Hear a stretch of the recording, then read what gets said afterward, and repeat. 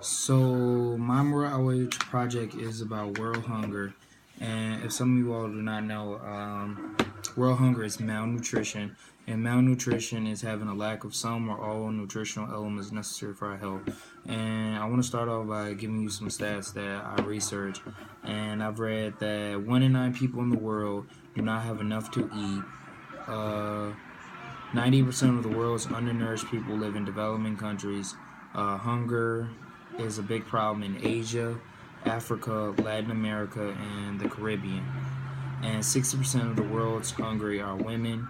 50% of pregnant women in developing countries lack proper maternal care, resulting in 300,000 maternal deaths annually from childbirth, and about 896 people in developing countries live off $1.90 a day or less. Like, imagine that's all you had was $1.90 a day. Like, what can that even give you? $1.90 will give you a pack of gum, like, or Arizona or something, like, or some candy. Like, that's a sad situation. And 22,000 children die each day due to conditions of poverty. Between now and tomorrow morning, 40,000 children will starve to death. That's crazy. And why something should be done about the situation is because there are still 795 million people who go hungry. Inadequate nutrition is an underlying cause of 45% of preventable child deaths, 2.8 million each year. 66 million primary school children go to school hungry every single day, and 23 of those children are in Africa.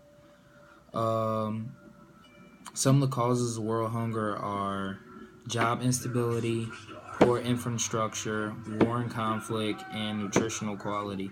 And it's sad that people die when there is enough food for everyone, but people waste food and throw it out, with others out there who don't even eat at all or have one meal a day.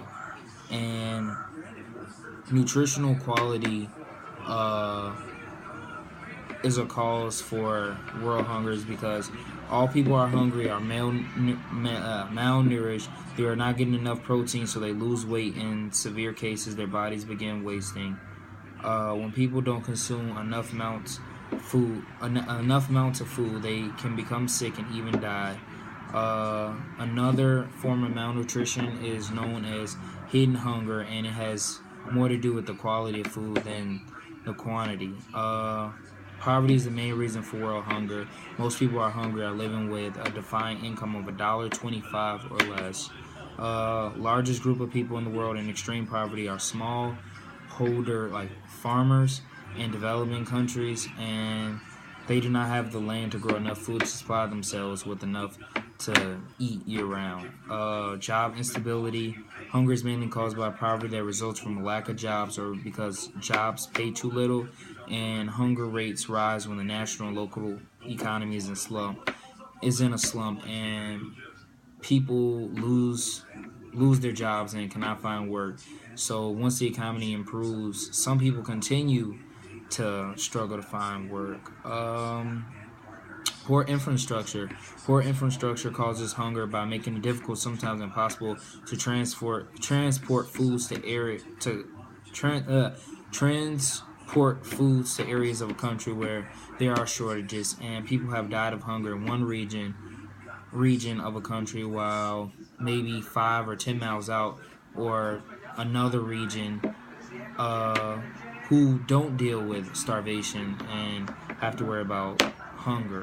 And the reason for this is because roads were so poor it was not possible to reach all who needed the food to survive.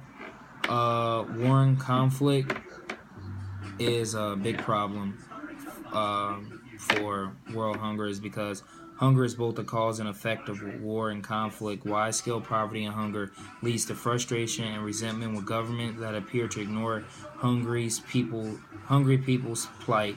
An article from Bread.org said after years of civil war in Liberia, one man said he knew that peace was taking hold as he noticed the return of farm animals on people's land. During the war, rebels and soldiers had seized the animals for food, leaving their victims to starve. What's being done about world hunger, I read that the World Food Program is making sure children who don't have anything to eat at school eat every day. The WFP Food Project pays the hungry with food to lay the foundations for a better tomorrow. And WFP uses foods rations to soften the blow of HIV and AIDS. And the agency distributes its ration to people living with HIV and AIDS so they can keep providing for their families for longer and have time to transfer vital knowledge and skills to the growing numbers of aid orphans. And the Purchase for Progress program